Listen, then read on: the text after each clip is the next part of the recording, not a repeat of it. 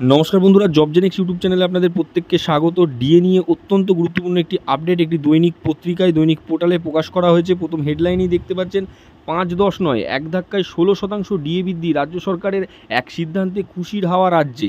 অর্থাৎ এক্ষেত্রে শোনা যাচ্ছে যে ১৬% ডিএ বৃদ্ধি করতে পারে রাজ্য সরকার। বিস্তারিত কী আপডেট পাওয়া যাচ্ছে এই ভিডিওতে আপনাদের সাথে শেয়ার করব।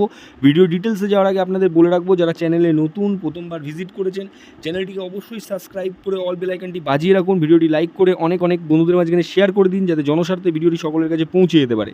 তো চলুন দেখে নিই বিস্তারিত কী বলা হচ্ছে। লোকসভা ভোট মিটতেই সুখবর, ৫-১০ ছেড়ে একেবারে ১৬%-এর ধাক্কা ডিএতে। অর্থাৎ সম্প্রতি ডিএ বৃদ্ধি পেতে পারে ১৬%, এমনটাই ইঙ্গিত করা হচ্ছে।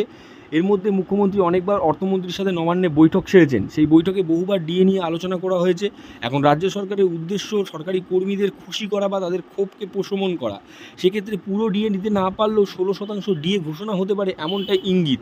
সামনের মাসেতেই এই ডিএ ঘোষণা হতে পারে, এমনটাই ইঙ্গিত পাওয়া যাচ্ছে। শোনা যাচ্ছে যে ১৬% ডিএ ঘোষণা করতে পারে রাজ্য সরকার। রাজ্য সরকার যে যুক্তি বারংবার খাড়া করেছে যে কেন্দ্র টাকা দেয় না, সেক্ষেত্রে কেন্দ্র এবার অনেক টাকাই রাজ্যকে প্রদান করেছে।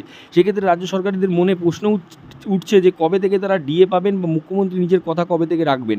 মুখ্যমন্ত্রী লোকসভা ভোটে জেতার আগে বলেছিলেন যে ডিএ আমরা কিছুটা হলেও মুকুব করব। সেক্ষেত্রে আবারও শোনা যাচ্ছে যে ১৬% ডিএ আবারও ঘোষণা হতে পারে।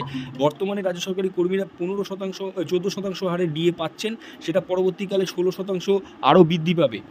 তো দেখতে পাচ্ছেন বন্ধুরা, অনেকটাই ডিএ কিন্তু রিলিজ করতে পারে রাজ্য সরকার, এমনটাই ইঙ্গিত করা হচ্ছে বা এমনটাই সূত্র মারফত খবর। এই নিয়ে কিন্তু অর্থমন্ত্রীর সাথে বহুবার মিটিং সেরেছেন নবান্নে মুখ্যমন্ত্রী। সেক্ষেত্রে রাজ্য সরকারি কর্মীদের খুশি করার উদ্দেশ্যে কিছুটা হলেও ডিএ কিন্তু ঘোষণা হতে পারে, এমনটাই আশা করছেন বা আশা করা যায়। তো খুবই গুরুত্বপূর্ণ আপডেট ছিল, আপনাদের সাথে শেয়ার করলাম। লাইক করে বন্ধুদের মাঝখানে শেয়ার করে দেবেন।